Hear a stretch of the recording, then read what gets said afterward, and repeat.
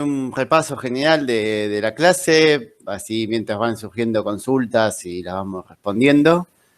Y bueno, y para terminar con el clásico Kahoot. La clase pasada vieron con Luis las redes neuronales, ¿no? Que podían usarse para tareas de regresión o de clasificación. También, bueno, también las redes neuronales se pueden usar para clustering también, ¿no?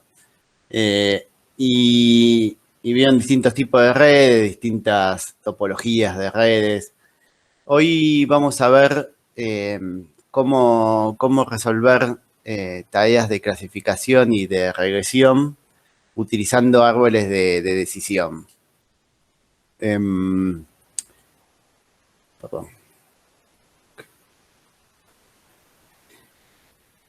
Un árbol de decisión, digamos, es un árbol donde en cada nodo se consulta por algún atributo que tengamos en los registros, ¿no? Y en base al resultado de esa decisión que se toma en el nodo, se evalúa por qué rama continuar. En este caso, por ejemplo, tenemos un árbol de decisión donde la raíz chequea si el alumno, si el hipotético alumno hizo o no toda la guía, ¿no? Ese sería un atributo de nuestro set de datos, ¿no? Nuestro set de datos serían alumnos y un campo de cada registro indicaría si hizo todas las guías o no. Y entonces evalúa ese valor, ¿no? Y si el valor en ese campo para el registro es sí, el dato quedaría evaluado como aprobado, ¿no? En este caso se ve que dice aprobado y dice 8/10. Eso significaría que en un 80% de los casos que el alumno completó toda la guía, resultó aprobando, ¿no? O sea, voy a un 20% de casos en que el alumno hizo toda la guía e igual no aprobó, ¿no? Y luego tenemos la otra rama donde si no hizo las guías, acá en cambio de llegar a un nodo hoja, ¿no? El nodo aprobado anterior y a un nodo hoja donde tenemos la clase que corresponde a ese datos. En la otra rama, en la rama de que no hizo todas las guías, tenemos que se fija en otro atributo para seguir, digamos, navegando el árbol de decisión, ¿no? En este caso, lo que revisa es si, digamos, el valor que tengan en porcentaje de asistencia a las clases y si el valor es mayor al 70%, va a seguir por la rama del sí, donde tenemos de vuelta la clase aprobado, y en el caso que el valor sea no, que no haya asistido al 70% de las clases, la clasificación está en desaprobado y en este caso se ve que hay una probabilidad de 1, ¿no? Son 3 los casos que llegaron a esa rama y 3 los casos que desaprobaron. Esta, digamos, es la estructura general de un árbol de decisión, ¿no? Donde tenemos en cada nodo una decisión a tomar, donde se evalúa el valor de un campo y luego de navegar las distintas ramas se llega a una hoja donde se etiqueta al dato que corresponde, ¿no? Que se está evaluando. Hay distintos algoritmos para construir un árbol de decisión. Algunos de ellos son ID3, C4.5, C5.0 y CART. Vamos a ver rápidamente algunos de estos. ¿Cuáles son las ventajas de utilizar un árbol de decisión para tareas de clasificación o de regresión? Hay una que es digamos, una de las más importantes, que es que son un modelo de caja blanca, ¿no? ¿Qué quiere decir esto? Que es posible ver, analizar el árbol de decisión y entender o tratar de entender por qué los datos son clasificados como son clasificados. Cuando uno utiliza una red neuronal para clasificar datos, no, o sea, la red le das la información de entrada y te devuelve una salida. Y entender por qué está clasificando a ese dato en esa categoría es muy difícil, porque, digamos, todas las operaciones, lo que pasa dentro de la red es oscuro, no es fácil poder verlo y entenderlo. En cambio, en los árboles de decisión, uno puede ver el árbol, ver qué atributos se evalúan en cada nodo, cuáles son los atributos que se evalúan en la raíz o más cercano a la raíz. Y entonces uno entiende cuando un atributo fue clasificado en cierta clase, uno puede ver todo el camino que siguió ese dato en todo el árbol y entender cuáles fueron los valores en cada uno de esos atributos que hicieron que ese dato quede clasificado en cierta clase, ¿no? Este modelo de caja blanca, digamos, lo tienen, digamos, como una característica importante los árboles de decisión. O sea, es mejor usar árboles que no, digamos, no, eso no quiere decir que sea mejor así, digamos, categóricamente, ¿no? Va a ser mejor o no, dependiendo de lo que uno quiera hacer. Y, digamos, digamos, para algunos casos es mejor utilizar árboles de decisión, para otros casos es mejor utilizar redes neuronales. No hay digamos, una respuesta para todo. Pero sí es cierto que si en el caso que sea estrictamente necesario poder entender por qué se están clasificando los datos, bueno, seguramente en ese caso sea mejor utilizar un árbol de decisión porque te va a permitir tener ese entendimiento que con las redes neuronales va a ser mucho más limitado.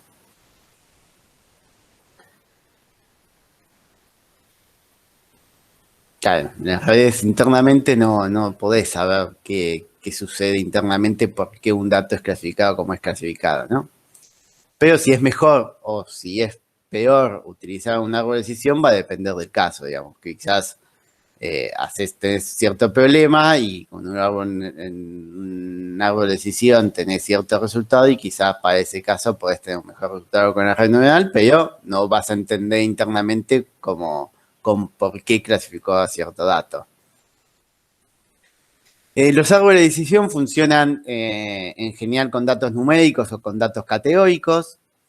Requieren poca preparación en general los datos, no requieren normalización de los atributos numéricos y tienen en general buena performance para conjuntos grandes de datos.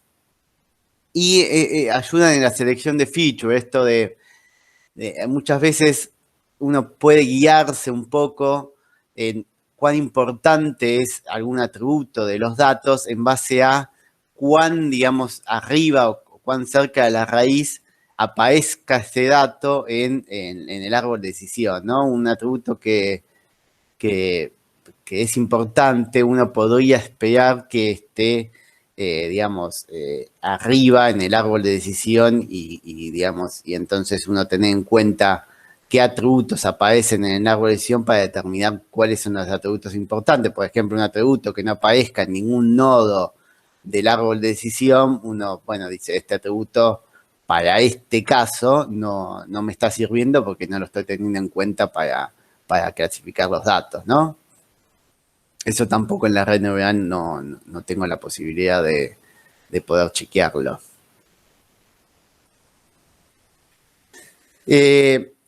Digamos, el problema es que encontrar el árbol de decisión óptimo es un problema NP completo, ¿no? Entonces, lo que se hace es encontrar, digamos, algún óptimo local con algoritmos de greedy, ¿no?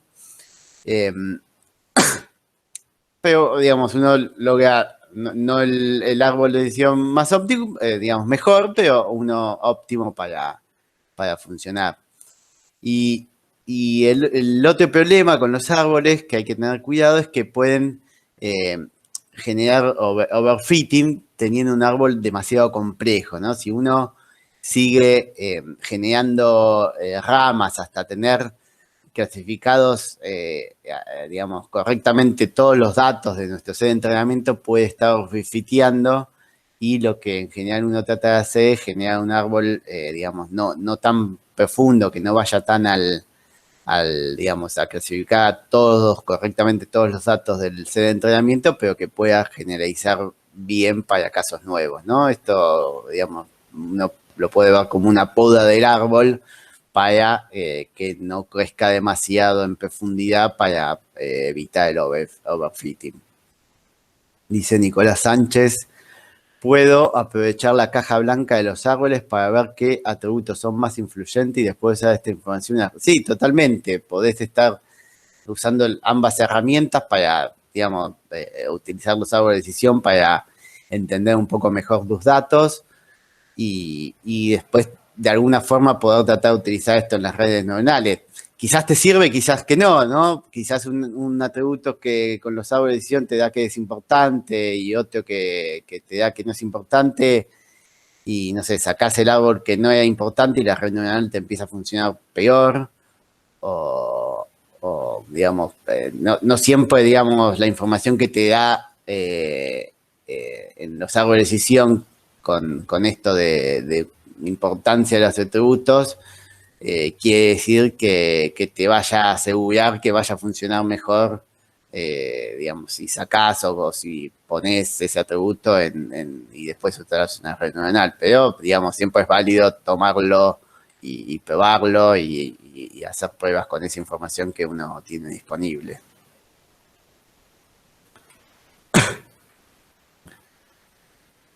El algoritmo más simple y más antiguo para construir árboles de decisiones y de tres. En los videos hay ejemplos con datos, siguiendo algún ejemplo para construir un árbol de decisión utilizando ID3. Es un algoritmo de tipo greedy que lo que hace es, en cada paso, intenta realizar el mejor split en base a la ganancia de información. La ganancia de información es un concepto relacionado con la entropía, ¿no? Lo que trata de hacer es un split que genere la mínima entropía, ¿no? Entonces, esto lo va realizando recursivamente para cada nodo del árbol hasta construir el árbol final. Y detrás tiene la limitación que solo permite features categóricos. Tiene un peligro de overfitting, ¿no? Si continúa haciendo divisiones, decisiones, hasta que los nodos tengan, hasta que las hojas tengan nodos de una misma clase, ¿no? Entonces uno de lo que hay un hiperparámetro que lo que indica es la mínima cantidad de registros que puede tener un nodo no hoja. De esta forma, si un nodo no hoja tiene menos o llega a este límite de cantidad de registros, no se sigue haciendo los split para evitar el posible overfitting. Y en este caso, cuando quedan en un nodo hoja datos de más de una clase, lo que va a quedar representado esa hoja es con cada una de las clases de los datos que cayeron en esa hoja y la probabilidad que tiene cada una de esas clases en pertenecer a un dato, ¿no? O sea, si tenemos 10 datos que quedaron clasificados en esa hoja y tenemos que 6 datos quedaron clasificados en la clase A y 4 datos quedaron clasificados en la clase B, vamos a tener la etiqueta en ese nodo hoja como A, probabilidad 60%, B, probabilidad 40%.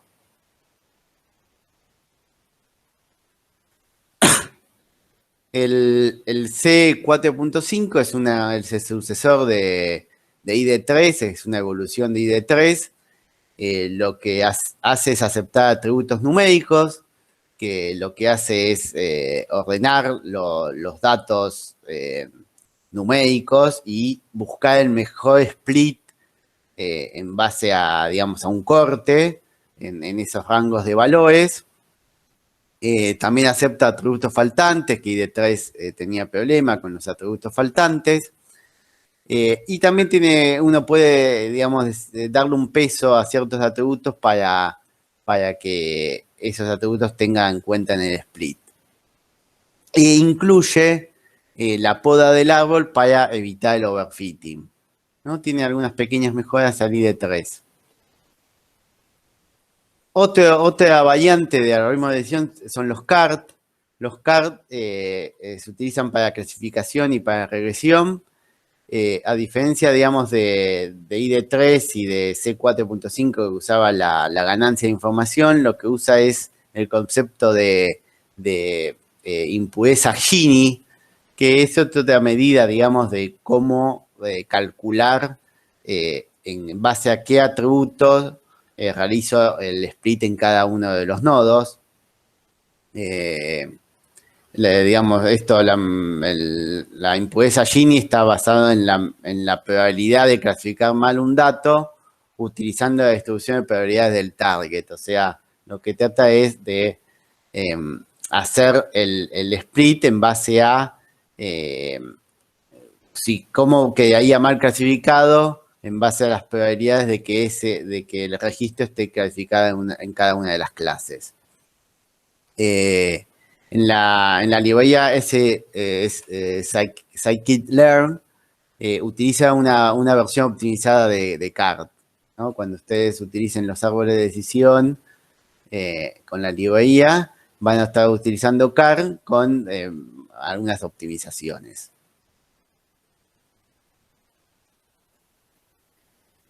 Bueno, hasta acá son, digamos, las características generales de los árboles de decisión, ¿no? El árbol de decisión, como vimos, es un árbol donde tenemos decisiones en cada nodo en base a un atributo y llegamos a las hojas donde se clasifican a los nodos que lleguen a esas hojas con una o más clases con cierta probabilidad en cada una de las clases. Lo que vamos a ver es que muchas veces uno puede hacer un ensamble de varios algoritmos, ¿no? Digamos, no clasificar o tratar de hacer una regresión con un solo algoritmo, sino es utilizar varios N algoritmos para esa misma tarea y luego combinarlos de alguna forma para que den el resultado final. Digamos, muchas veces uno obtiene un mejor resultado utilizando varios algoritmos, pero esto, digamos, en la práctica quizás no sea la mejor opción. ¿Por qué? Digamos, yo quizás utilizo, no sé, 10 algoritmos para dar una solución mejor, para dar una predicción mejor, pero, digamos, los recursos que tengo que utilizar para dar esa predicción mejor quizás son muy elevados y la mejora que logro es muy poquita, ¿no? Entonces, para un caso práctico, un caso de producción real, posiblemente esa mejora tan pequeña no valga la pena con todos los recursos adicionales que necesito para poder generarla, ¿no?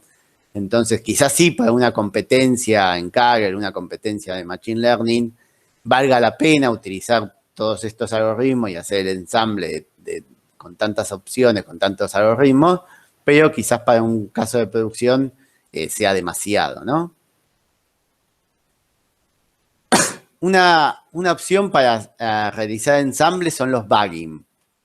Los bagging consisten en aplicar el mismo clasificador N veces, usando la técnica de bootstrapping.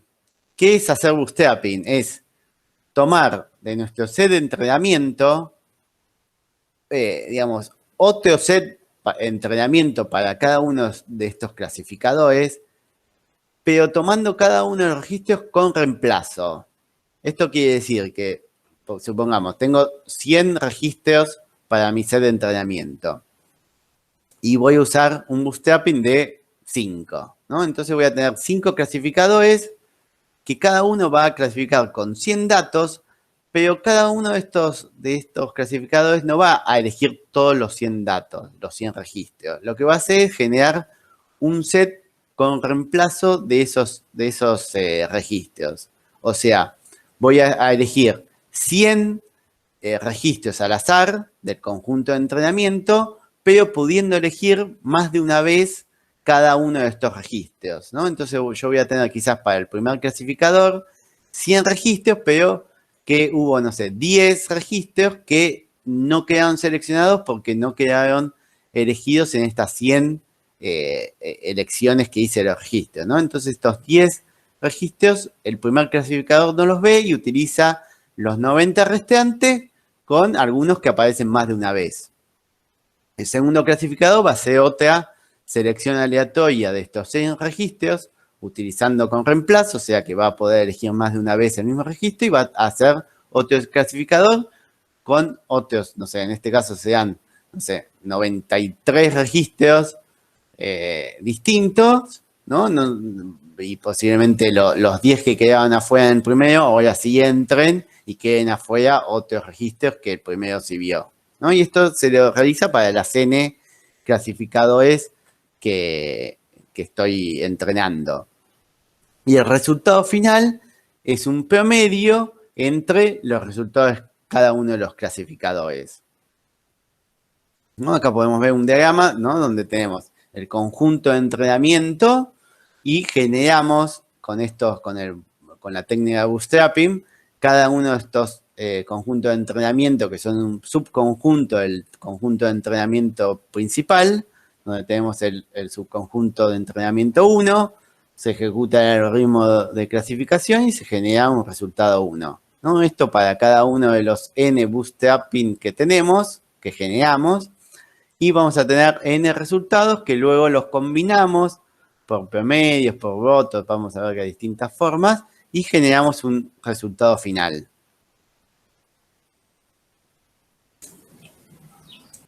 No, acá podemos ver también en un diagrama donde tenemos 3 clasificadores, ¿no? Tenemos 3 clasificadores. El primer clasificador lo que hace es la división. Acá tenemos, digamos, registros de 2 clases. Tenemos la clase positiva y la clase negativa. Entonces vemos que el primer clasificador lo que hace es utilizar este corte en D1, ¿no? Y todo lo que esté a la izquierda de D1 lo clasifica como positivo. Todo lo que esté a la derecha de D1 lo clasifica como negativo. Y es simplemente eso. Después tenemos el segundo clasificador, que lo que hizo fue generar el corte en este punto de 2, y todo lo que esté a la derecha de 2 lo considera negativo, todo lo que esté a la izquierda lo considera positivo. Y por último tenemos el tercer clasificador, donde generó este corte en D3 en la otra dimensión, ¿no? Acá teníamos datos en 2 dimensiones. Este generó un corte en la segunda dimensión con el valor de 3, y todo lo que esté arriba de D3 lo considera positivo, y todo lo que esté debajo de D3 lo considera negativo, ¿no? Y luego aplicamos el resultado final de estas 3 clasificaciones. En este caso lo hicimos por votos. Vamos a clasificar un dato como positivo o como negativo, basándonos en la cantidad de clasificadores dieron por una clase y por la otra, y lo vamos a clasificar ese dato por la clase que haya sido más veces clasificado ese dato, ¿no? Entonces, lo que vemos acá es la intersección entre los 3 clasificadores. Entonces vemos que cuando cada uno de estos 3 clasificadores uno podía ver varios datos en cada uno que estaban mal clasificados, ¿no? Por lo menos, por ejemplo, el primero, ¿no? Vemos que acá tenemos 3 datos positivos que habían quedado del lado negativo. Acá habíamos visto también hay 3 negativos que quedaron del lado positivo, y acá vemos también un negativo que quedó del lado positivo, y 2 positivos que quedaron del lado negativo, ¿no? Vemos que en todos hay casos de mal clasificados, de datos mal clasificados, y acá vemos la combinación por votos en el resultado final, vemos que logró clasificar a todos los datos correctamente, ¿no? Vemos acá, por ejemplo, este más que estaba por acá, como acá fue clasificado como positivo, en este fue clasificado como positivo y en este como negativo, como son 2 positivos contra un negativo, acá lo clasificó como positivo, ¿no? Y lo mismo para cada uno de los datos, y quedan esta clasificación final, logrando digamos, una muy buena clasificación utilizando 3 clasificadores. Dice Juan Ignacio, ahí los símbolos más grandes son observaciones que se repiten en el Bootstrap. No sabría indicarte si si significa eso, digamos. Habría que revisarlo. Pero el concepto es que, digamos, 3 clasificadores digamos, que generan errores en cada uno de sus clasificadores. Bueno, uno después los combina mediante voto, promedio, en este caso son votaciones, y logra, digamos, un resultado mejor que el resultado original. Entiendo. ¿Ya se contestó? Me quedo una primera consulta que hicieron. ¿Cuál sería el caso que sea planteado? Se me ocurre un caso que tengo. Claro, acá lo que responde, en general las redes neuronales funcionan mejor que los árboles de decisión cuando son datos que no son tabulados, ¿no? Para datos tabulados, en general, los árboles de decisión funcionan bastante bien, y las redes neuronales funcionan en general bastante bien cuando son datos no tabulados, como imágenes, videos, sonidos. En esos casos las redes en general funcionan mejor que los árboles de decisión. Bien.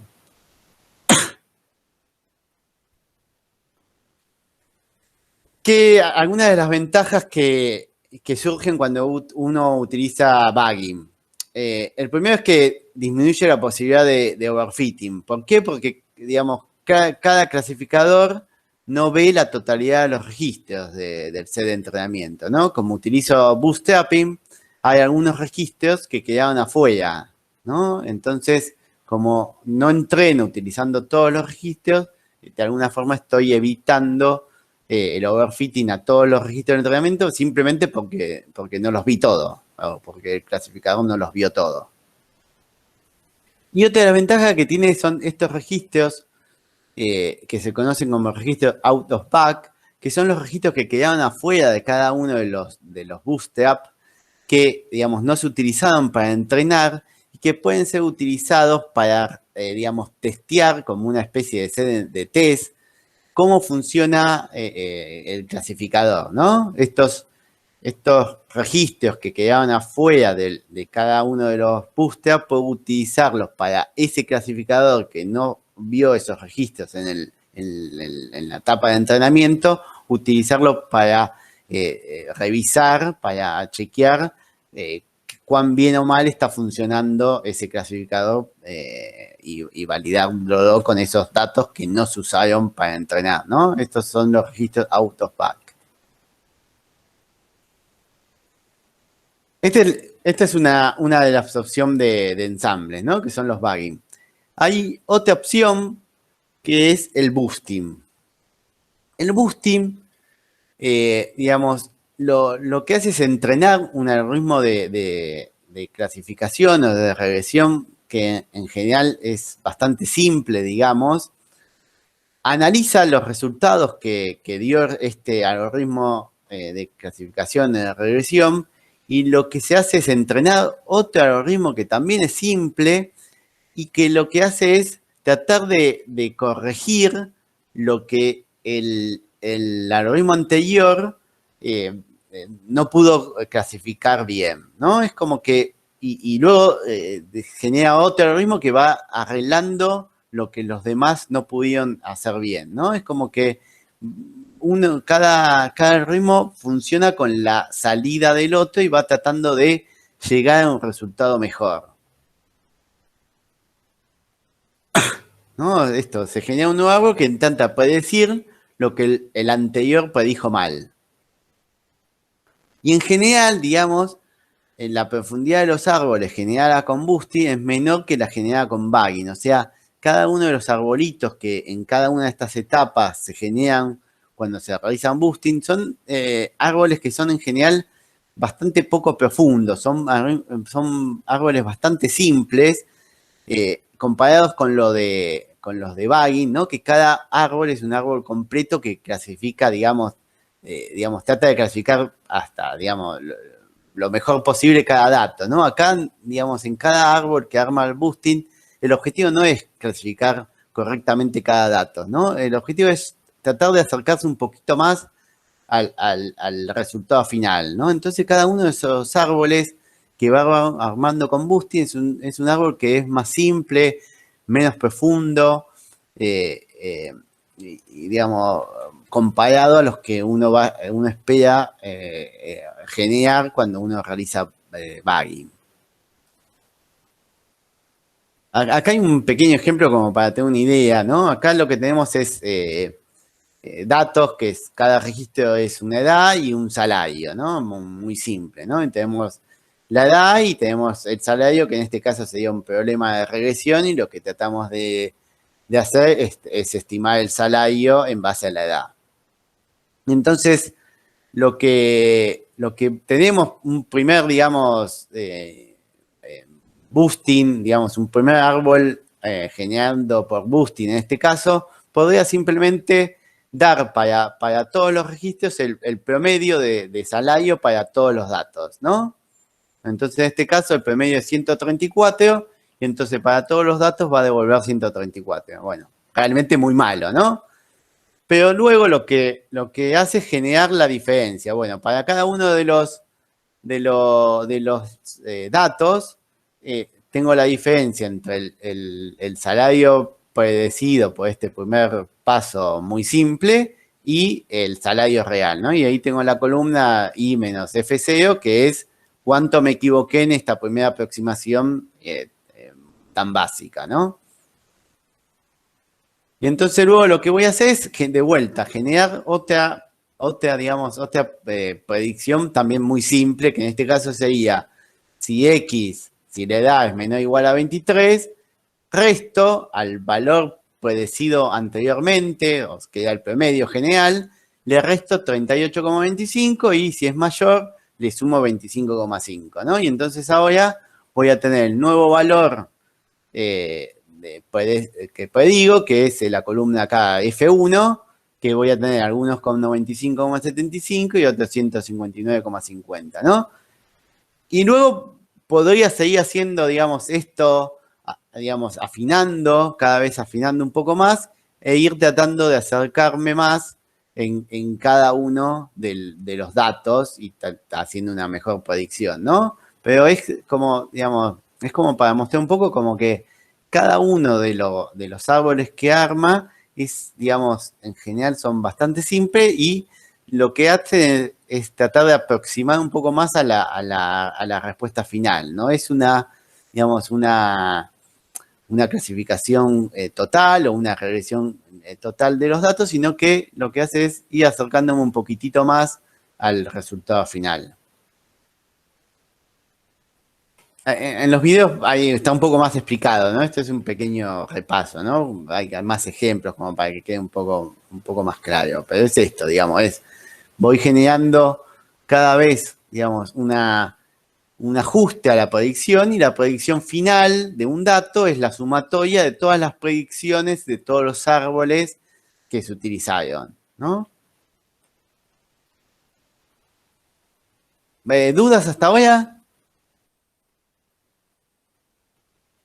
En Boosting no estaríamos usando sí, siempre usas el target para entrenar. O sea, pero, digamos, digamos, recién, digamos, se va ajustando cuando terminás de clasificar y se va ajustando todo para atrás, ¿no? Pero sí, siempre tenés el target, lo usás para para entrenar siempre.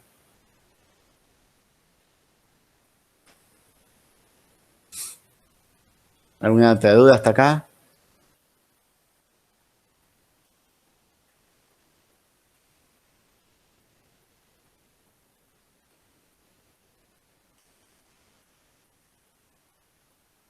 ¿Cómo se clasifica un dato nuevo en Busti? Va navegando todos los árboles. Vas a tener, no sé, N árboles donde cada uno te va a ir dando digamos, un valor para dar el resultado final.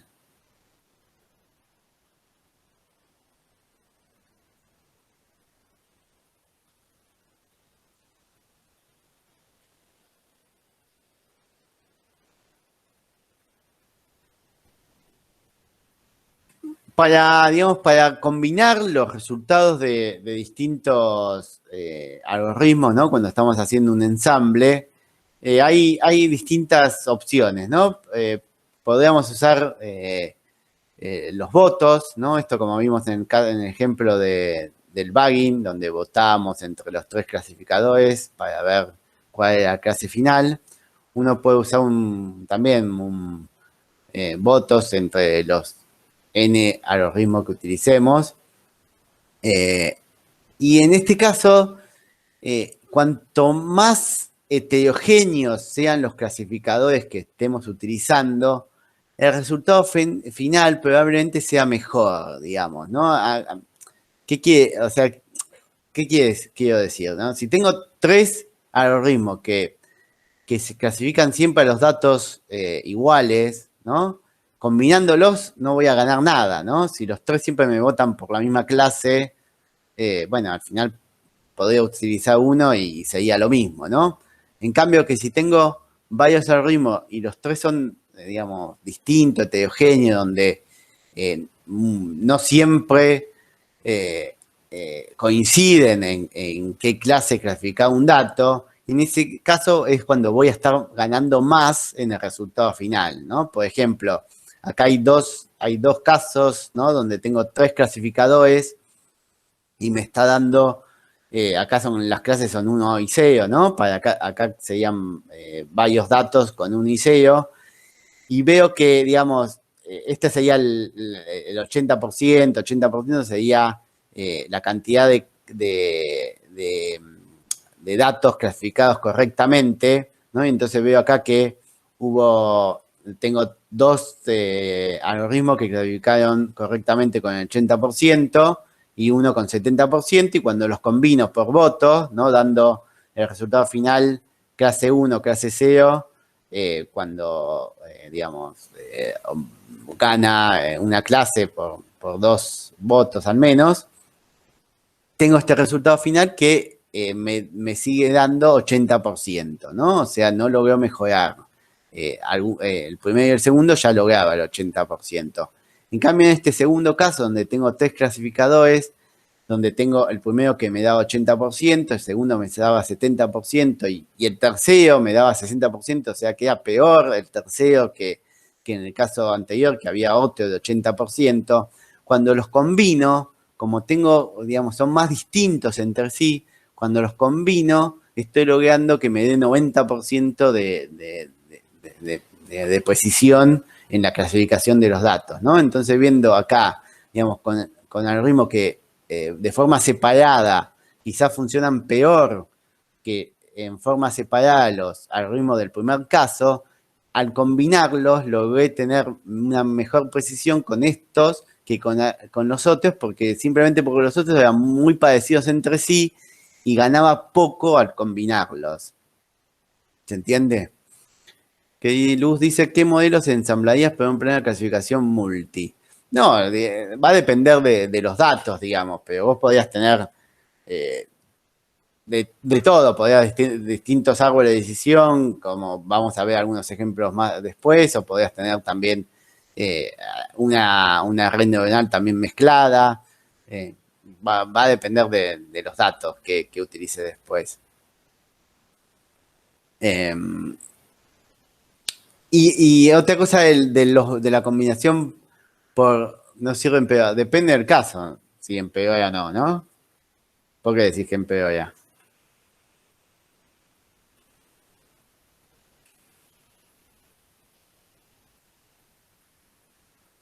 No sé. Bueno, va a depender, digamos, lo pegaste para todos los casos posibles, no. Eh, Cuando uno combina por votos, también es posible que a cierto modelo le dé más peso, ¿no? Y diga, bueno, este modelo, no sé, por alguna cuestión, diga, este modelo no tiene el peso de este voto del modelo este, no vale 1, sino que vale 2, 3 o lo que sea, ¿no?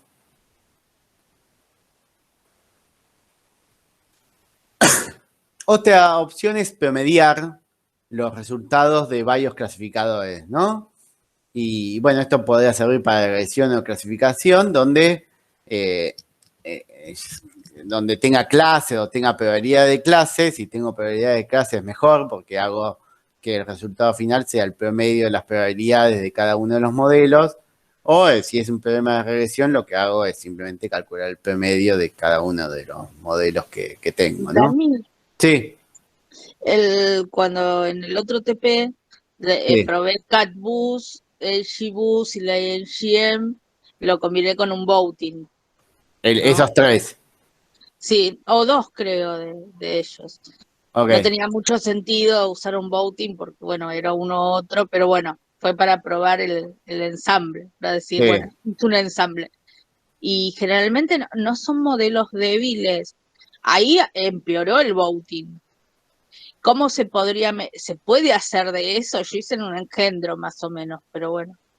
Es que depende del caso, digamos, pero, digamos, posiblemente te pueda, digamos, te sirva generar un ensamble en esos casos, pero va a depender del caso, digamos, si lográs que funcione mejor o no, digamos.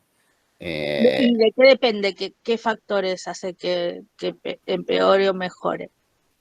no, es difícil, digamos, decir digamos, en qué casos va a funcionar mejor o no, porque también va a depender de qué hiperparámetros utilices para cada uno de esos clasificadores, ¿no?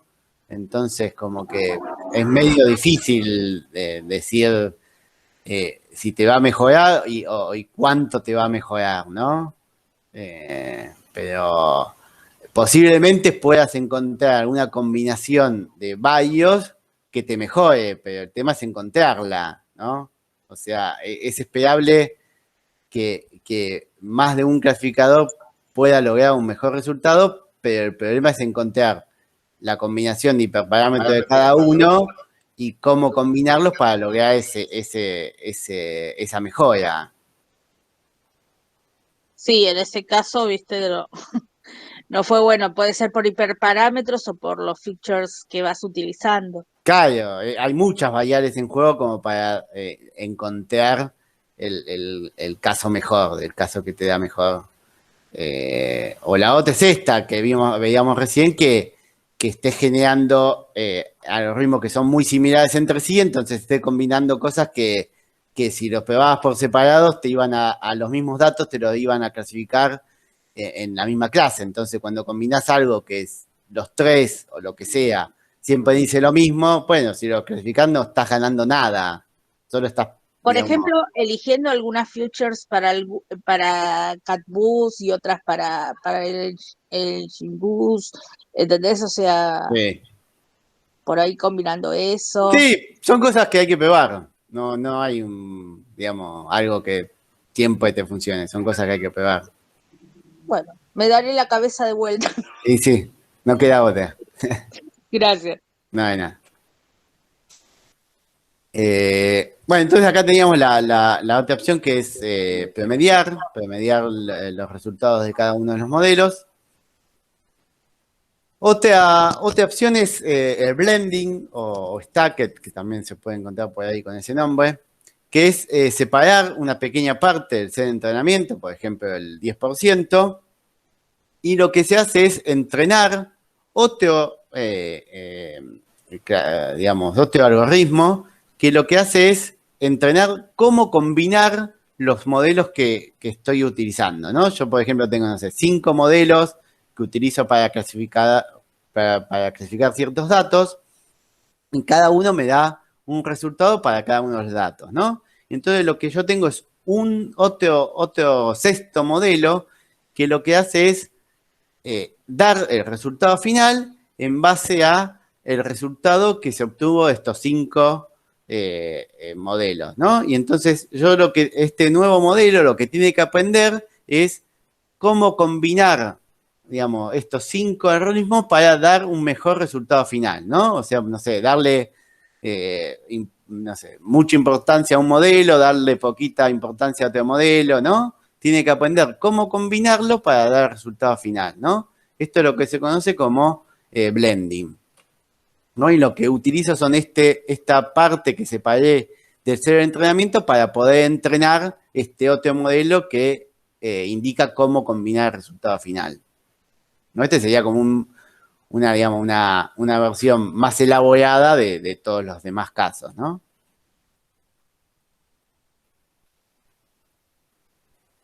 Bien, hasta acá vimos, digamos, vimos qué es un árbol de decisión, vimos las distintas opciones de ensamblarlos. Y ahora vamos a ver algunos casos específicos de estos, ¿no? De cada uno. Ahora no entendí bien lo del blending. Bien, los repito. Lo del blending es, tengo mi set de entrenamiento total, lo que hago es dejar un pedacito separado, que no lo utilizo para entrenar los modelos, ¿no? Y entonces tengo, no sé, 3 modelos que entrené con mi set reducido de entrenamiento, y ahora lo que voy a hacer es generar un cuarto modelo, que este cuarto modelo lo que va a tratar de aprender es cómo combinar la salida de estos 3 otros modelos para dar un mejor resultado final, ¿no? Entonces, ¿cómo combinarlos, digamos? ¿Cuánta importancia le doy a cada uno de los modelos en el resultado final, ¿no? Esto, no sé, antes usábamos, no sé, un caso era el promedio, ¿no? O sea, que a los 3 le daba el mismo peso, ¿no? Bueno, este algoritmo tiene que aprender cuánto peso le da a cada uno de los algoritmos para dar un mejor resultado final. Eso es lo que se conoce como blending. ¿Se entendió, Nicolás? O sea, yo quizás podría tener una red neuronal que toma como entrada la salida de cada uno de estos 3 modelos y me da el resultado final. Sí, ¿por qué? Porque vos lo que querés es tener un set de datos que no los vio los modelos que utilizaste para entrenar para poder probar ese otro modelo. Vos necesitas un set de entrenamiento para este nuevo modelo, tratando de, digamos, poder, digamos, predecir mejor con la salida final.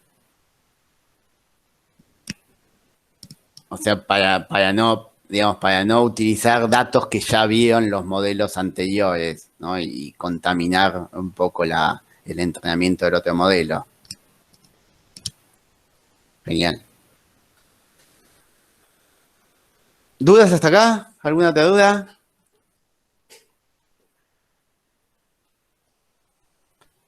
Entonces dijimos, hasta ahora vimos el concepto general de árbol de decisiones, vimos un poco las distintas opciones de ensambles, y ahora vamos a ver algunos casos particulares, ¿no? El primero es Random Forest, que es un algoritmo bastante popular, muy popular de clasificación. En general tiene buenos resultados, pero no los mejores, digamos.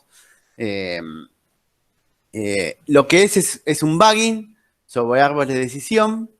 Lo que hace es generar n árboles de decisión, donde cada uno de los árboles utiliza solo un subconjunto de todos los atributos disponibles y utiliza un bootstrap del set de entrenamiento, ¿no? O sea que cada árbol de los random forest va a utilizar un set acotado de los atributos y un subconjunto del set de entrenamiento, ¿no? Esto hace que cada árbol que arma Random Forest no vea ni la totalidad de los registros de entrenamiento, ni la totalidad de los atributos del set de entrenamiento, ¿no? Esto, digamos, ya así, digamos, en principio, va a evitar que cada uno de los algoritmos overfitee a los datos, simplemente porque no ve todos los datos, ni todos los registros, ni todos los atributos de los datos, ¿no? Y digamos, los atributos los selecciona al azar. Uno puede indicarle qué cantidad de atributos es un parámetro, perdón, es un hiperparámetro del algoritmo Random Forest, la cantidad de atributos que va a utilizar para cada uno de los árboles, ¿no? Entonces yo le puedo decir, no, construime árboles con cada árbol va a tener solo 4 atributos, ¿no? Y entonces va a elegir, no sé, yo capaz que tengo, no sé, 30 atributos, va a elegir al azar 4 atributos para cada uno de los árboles, y entonces va a construir, no sé, construyo 10 árboles, y voy a tener 10 árboles, cada uno va a tener un set de entrenamiento distinto, que va a ser un bootstrap del set de entrenamiento, y cada uno va a tener 4 atributos tomados al azar de los 30 distintos que tengo.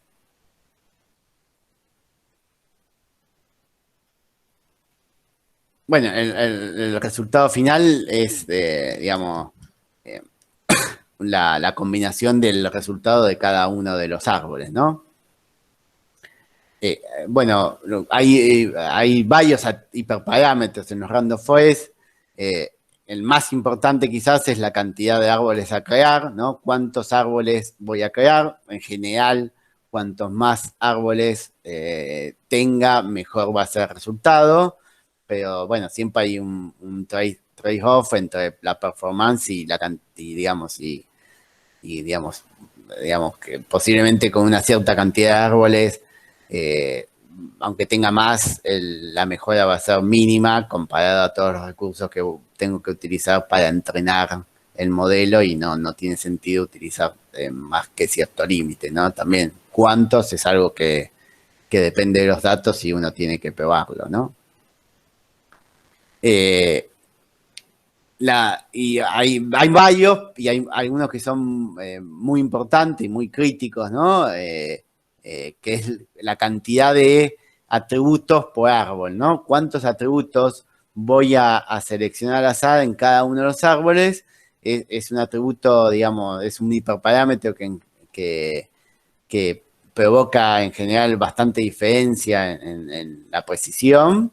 Y bueno, como varios, como la prueba de hiperparámetros, uno lo trata de hacer con una búsqueda grid digamos, ir probando distintos valores y tratando de encontrar el óptimo, ¿no?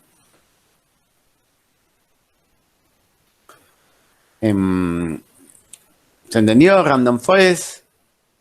O sea, Random Forest es un caso de bugging, donde tenemos n árboles de decisión, donde cada árbol utiliza un bootstrap de los datos y utiliza solo una cantidad acotada de los atributos de nuestro set de datos tomando m atributos al azar y m, cuántos atributos utilizo en cada árbol es un hiperparámetro del algoritmo. Luego tenemos XGBoost. XGBoost es un ejemplo de boosting de árbol de decisión, ¿no?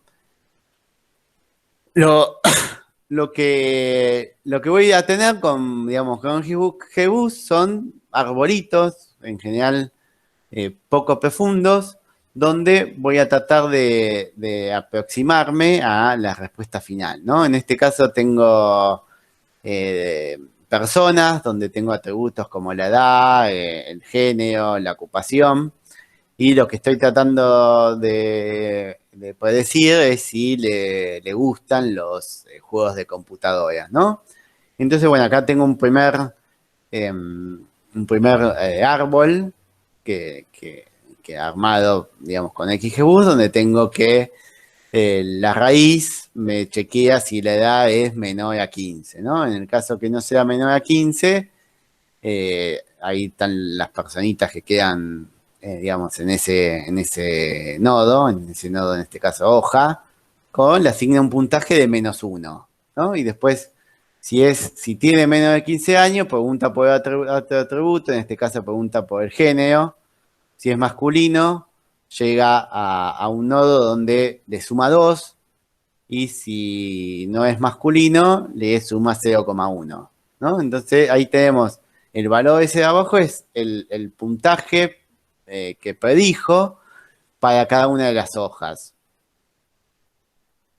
Y luego ahí construye un segundo árbol, donde acá pregunta por otro atributo que es si usa la computadora todos los días, ¿no? Y si en caso que sea así, le suma 0,9, y en el caso que sea no, le resta 0,9, ¿no? Y luego, digamos, esto lo va generando más árboles, y luego la predicción para cada uno de los datos es la sumatoria de la predicción en cada uno de los árboles, ¿no? Por ejemplo, acá tenemos la predicción para el nenito tenemos que es la predicción en el primer árbol más la predicción en el segundo árbol, ¿no? En este caso nos dio 2,9. Y la predicción para el señor tenemos la predicción en el primer árbol que da -1 y la predicción en el segundo árbol que da -0,9, ¿no? Y entonces tenemos la predicción final que es la sumatoria de la predicción en todos los árboles. Y así podríamos tener n árboles. La característica es que en general son árboles menos profundos, ¿no? que los que esperamos tener con Random Forest, porque, digamos, cada árbol no pretende clasificar, digamos, correctamente cada nodo, sino pretende ser una ayuda en la clasificación final o en la regresión final, en la predicción final de forma general. XGBoost funciona únicamente con atributos numéricos, ¿no? Todos los atributos que le damos como entrada al algoritmo de XGBoost necesitan ser numéricos, ¿no? Para ello, si tenemos datos categóricos, lo debemos convertir con algún encoding. La clase que viene de Feature Engineering van a ver distintos encodings para variables categóricas, entre otras cosas, donde uno convierte atributos que son categóricos en numéricos, ¿no? Cómo los convierte va a depender de cada caso, pero para XGBoost es necesario que si tengo atributos categóricos, convertirlos en atributos numéricos, ya que XGBoost no funciona con atributos categóricos. Eso es algo importante para tener en cuenta, ¿no? Y, digamos, en los atributos numéricos, que son los únicos que soporta, lo que hace es buscar el split, en qué corte hacer en base a cada uno de los atributos que genere la mayor ganancia, ¿no? Acá se ve, digamos, cómo hace el corte para un caso específico.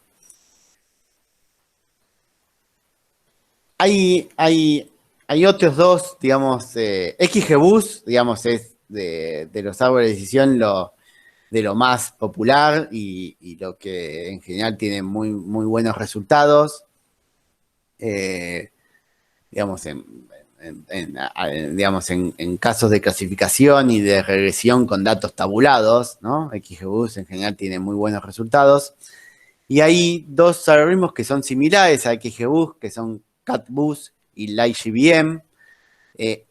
Ambos son algoritmos de gradient boosting, similares a XGBoost, pero que tienen algunas optimizaciones, ya sea de memoria, de velocidad, posibilidad de entrenar en paralelo.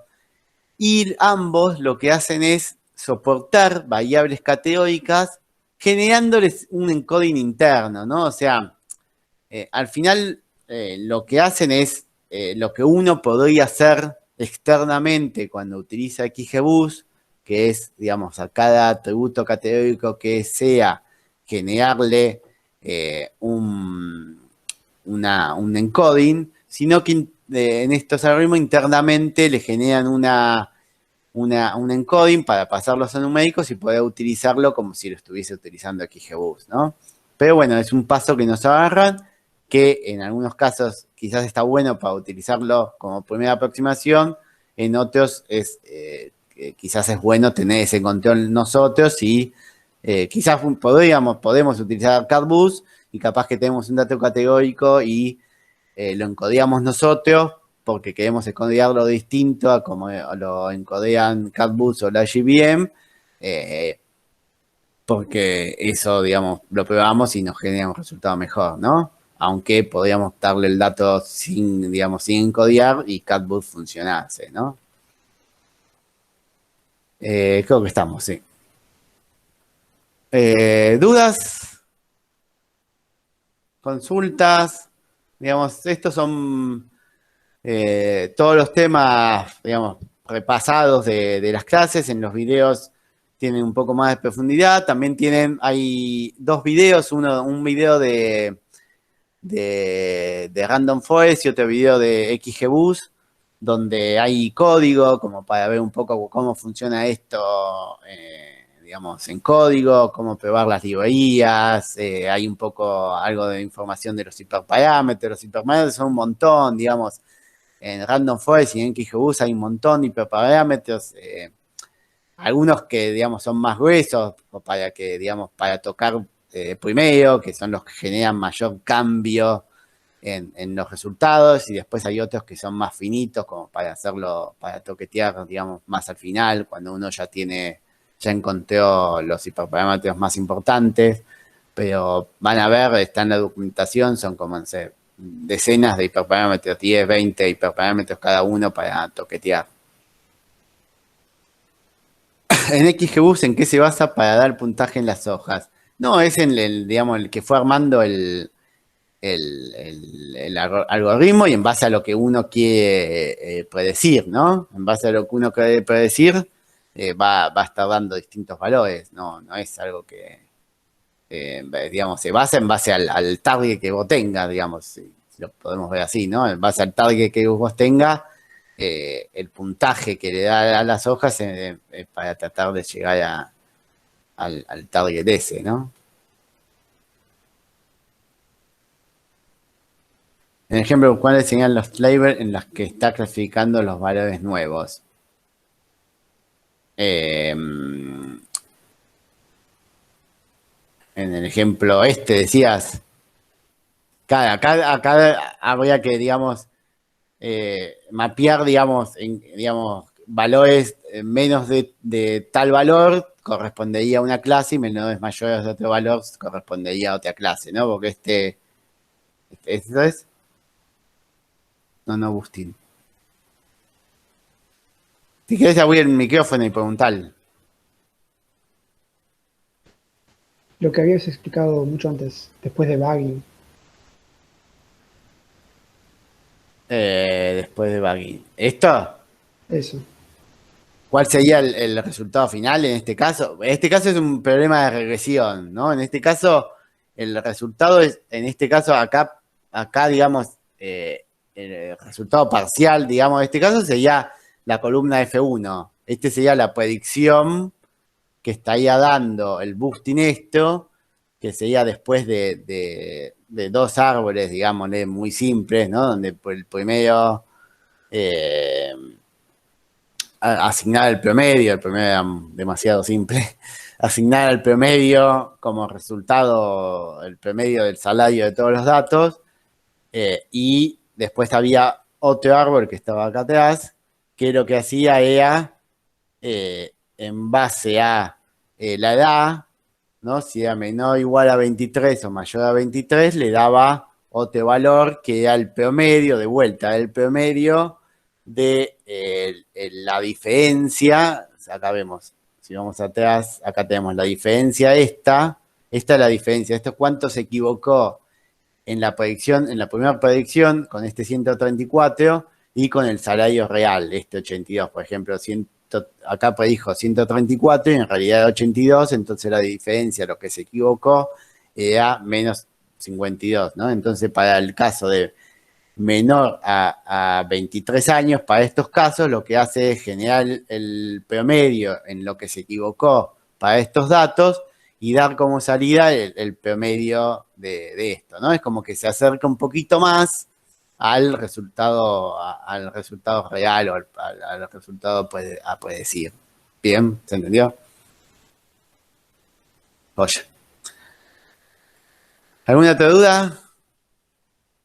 Comentaba que hay dos videos, un video de Random Forest y otro video de XGBoost con código, como para ver un poco los hiperparámetros, que bueno, van a tener que meterse de lleno con eso para el TP, ¿no?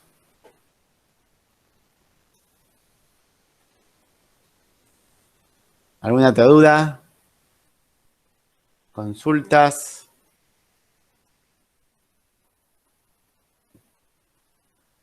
¿O estamos para el Kahoot? ¿Qué dicen?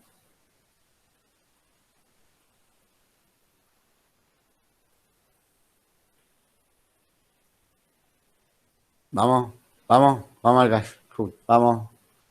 A ver que dejo esto.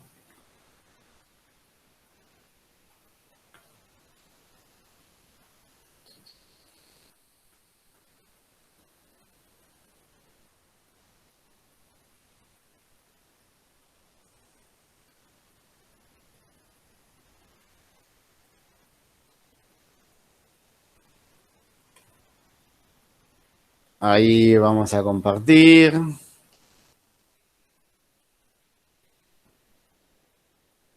Bueno.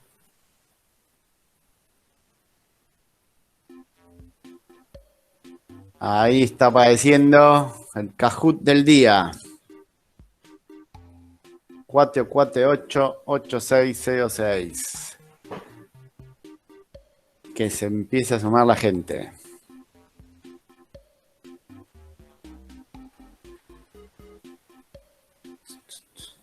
Roger, Facu, Lucho, Elfi.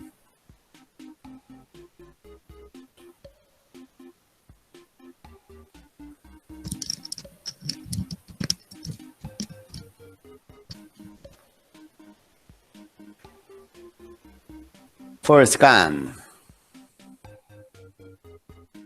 Vamos, Perú. ¿Ya empezó, no, el partido? ¿Pasó algo?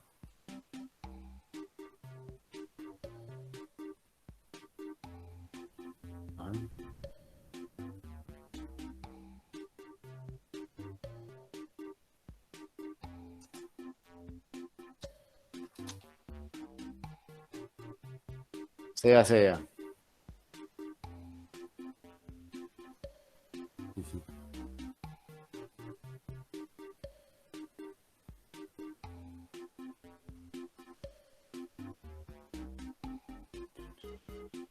Vamos, 35-36, buscando a Wally, Bootstrap, Random Forest, la túbela.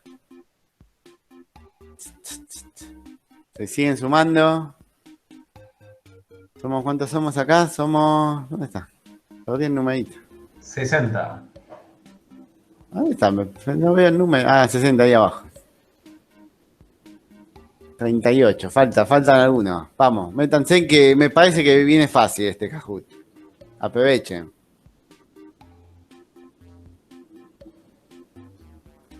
¿Vos decís? Sí, para mí sí.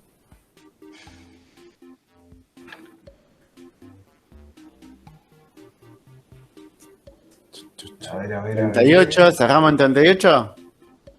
Yo diría que sí, ¿no? Estamos. ¿Alguien falta? 38 a la 1, 38 a las 2,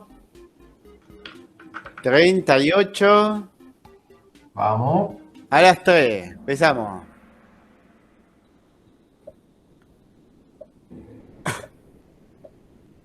¿Verdadero o falso? Los árboles de decisión solo sirven para tareas de clasificación y no son útiles para regresión. Muy fácil. Muy fácil.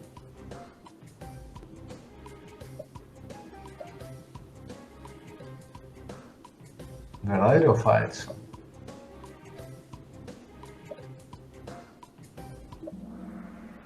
Falso. Bueno, hubo ahí 8 colgados, ¿no? Los árboles de decisión sirven para clasificación y para regresión, para ambas cosas, ¿no?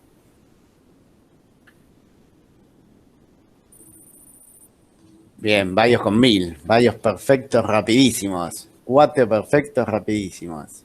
Vamos con la segunda. Multiselect. Para evitar el overfitting en los árboles de decisión podemos setear una cantidad mínima de registros que una hoja puede tener, limitar la profundidad del árbol, setear una cantidad mínima de registros en los nodos para hacer split, utilizar bagging. Es multiselect.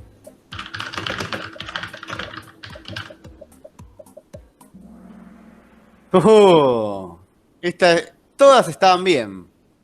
Todas eran válidas, ¿no? Porque podemos setear una cantidad mínima de registro de una hoja que puede tener, ¿no? Para no dividir, seguir dividiendo, limitar la profundidad del árbol, no, digamos, si limitamos la profundidad también evitamos que crezca el árbol. Se tiene una cantidad mínima de registro en los nodos para hacer split, o sea, si no tenemos cierta cantidad que no puede hacer split. Utilizar bagging, cuando utilizamos bagging no vemos todos los registros para entrenamiento, así que también evitamos el overfitting. O sea, todas son opciones válidas para evitar el overfitting. Más preguntas así.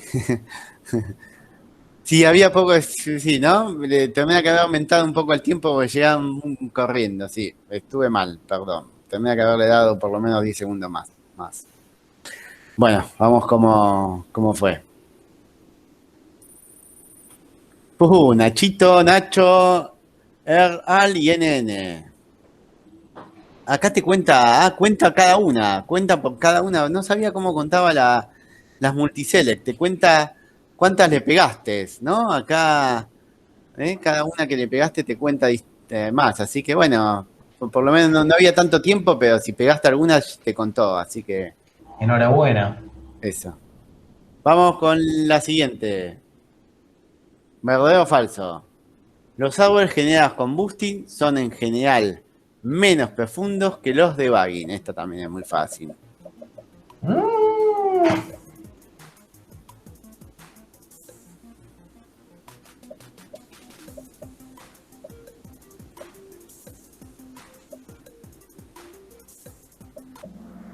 Verdadero. Hay 12 ahí colgados.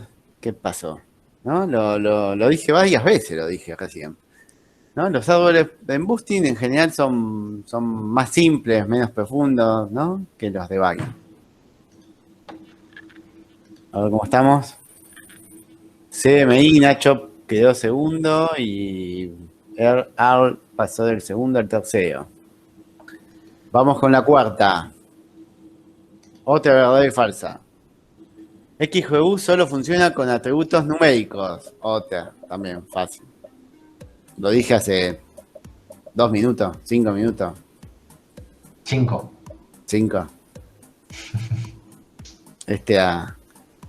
Hasta el personaje de Memento la puede responder. Verdadero. Solo funciona con atributos numéricos. Si tenemos atributos categóricos, debemos encodiarlos en numéricos para poder utilizarlo. Y CMI sigue en la punta. Vamos con el quinto. ¿Cuántas nos quedan? Nos quedan 4. 4 más, ¿no? O 5, ¿no? Esta es la quinta, sí. Algunas de las características de Random Forest son: cada árbol tiene la misma profundidad. Cada árbol solo utiliza un conjunto de datos. Es un boosting de árbol de decisión. Cada árbol solo utiliza un subconjunto de atributos. Multiselect. Ojo que es multiselect. Epa. Esto también. Tendría que haberle dado 10 segundos más, perdón. Bastante bien igual, bastante bien. Ahí está. Cada árbol tiene la misma profundidad. No es necesario que cada árbol genere la misma profundidad. Es un boosting de árbol de decisión, claramente no, es un bagging de árbol de decisión. Y las dos que eran correctas eran que cada árbol solo utiliza un subconjunto de los datos, ¿no? Porque utilizan bootstrap de los datos. Y cada árbol solo utiliza un subconjunto de los atributos, que tomados al azar, ¿no? Y bien, mantiene ahí CMI, la punta hace como 3 preguntas. Bajaron algunos que estaban, apareció Low Expectation. Low Expectation siempre aparece ahí arriba. Vamos con la sexta. Quedan 4, 6, 7, 8 y 9. Quedan 4. Vamos con la sexta. ¿Verdadero o falso? Es recomendable normalizar los datos numéricos antes de entrenar un árbol de decisión. Esta también es fácil.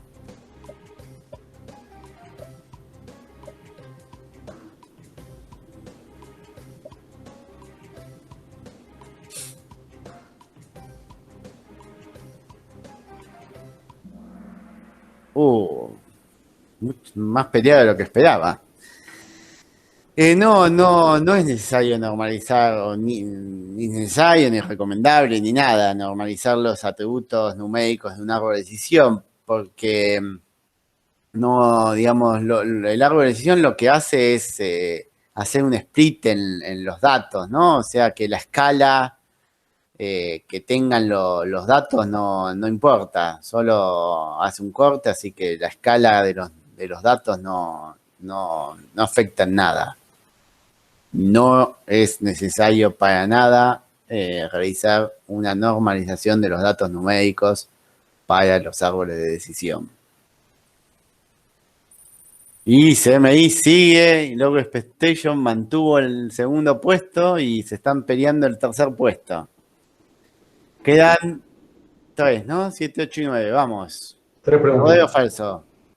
No es posible generar un ensamble entre un random forest, un XGBoost y una red neuronal.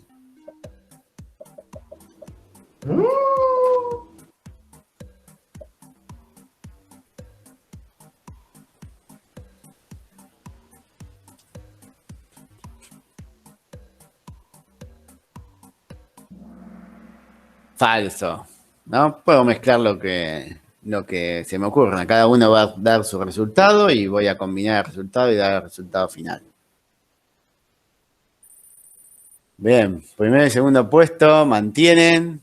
Y ahí apareció el 101.570 que está on fire.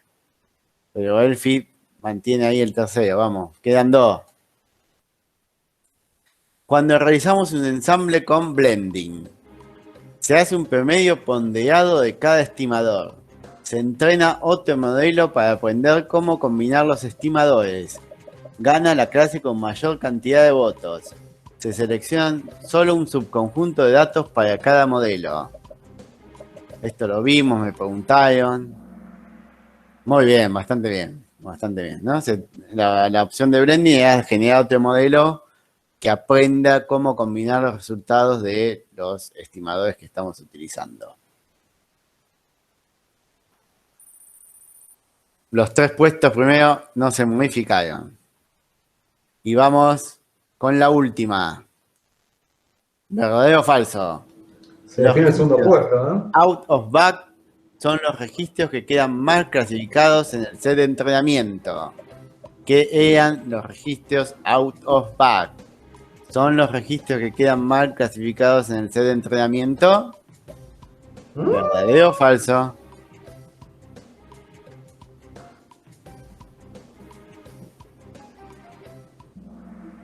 Falso. Los registros out of back son los registros que quedan afuera de cada uno de los bootstraps. Esos son los registros out of back.